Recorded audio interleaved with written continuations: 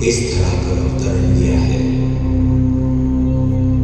आज अधर्म अपनी चरम सीमा पर पहुंच गया है और पाप का घड़ा भर चुका है। यह कहना बिल्कुल भी अतिशयोक्ति नहीं होगी कि वर्तमान समय हम घोर कलयुग से गुजर रहे हैं, जहां एक ओर विज्ञान, तकनीक और भौतिक साधनों की अति हो रही है, वहीं दूसरी ओर जनसंख्या, प्रदूषण, हिंसा, दुख और अशांति की भी अति हो रही है। मानव निर्मित मनोविकार भी अब चरम पर पहुंच चुके हैं। कहा भी जाता है कि अति के बाद अंत होता है।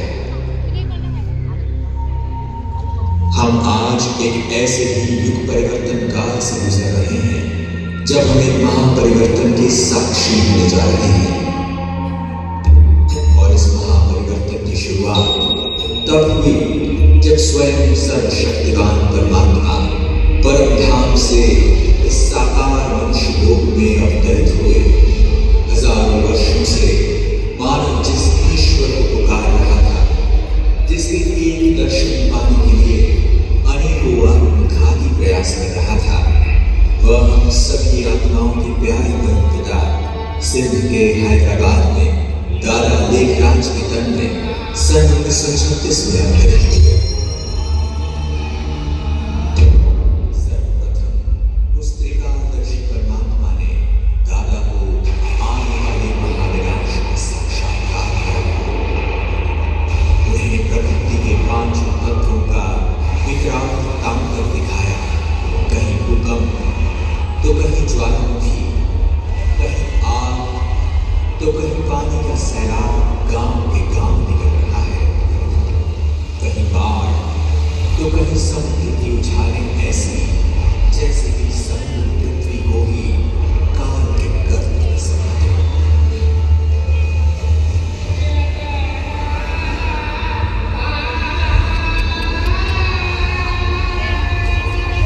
साथ ही उन्हें कत्लेआम का मंजर भी दिखा, जब सारे विश्व के महायुद्ध में विध्वंसकारी हथियारों द्वारा नरसंहार दिखा, तो भारत में द्रव्य युद्ध द्वारा खून की नदियां बहती हुई दिखी।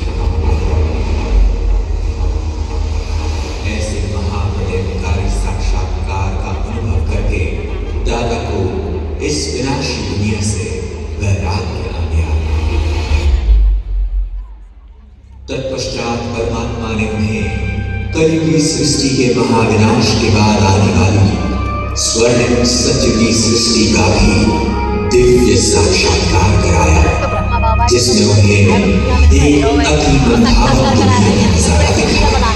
एक ऐसी दुनिया जहाँ चारों ओर सुख, शांति और पवित्रता थी। एक ओर जहाँ प्रकृति अपने सर्वप्रधान स्वरूप में थी, वहीं सभी मानव भी सर्वगुण संपन्न देवता स्वरूप में विचरण कर रहे थे। सर्व प्राणियों में भी प्रेम और सद्भाव की भावना थी। उस दुनिया में श्री लक्ष्मी और श्री नारायण का राज्य था। उस सर्व सुख से संपन्न युग में एक राज्य, एक धर्म और एक भाषा होने के कारण हर कोई सुखी और समृद्ध था। इसके पश्चात निराकार परमात्मा ने दादा को ऐसी श्रेष्ठ दुनिया स्थापित करने के लिए निमित्त बनाया और उनका अलौकिक नाम दादा लेखराज से प्रजापिता ब्रह्मा रखा तथा नियमित रूप से उनके तन का आधार लेकर सत्य ज्ञान की धारा प्रवाहित करना प्रारंभ किया। और ऐसे ही शुरुआत हुई ओम मंडली की।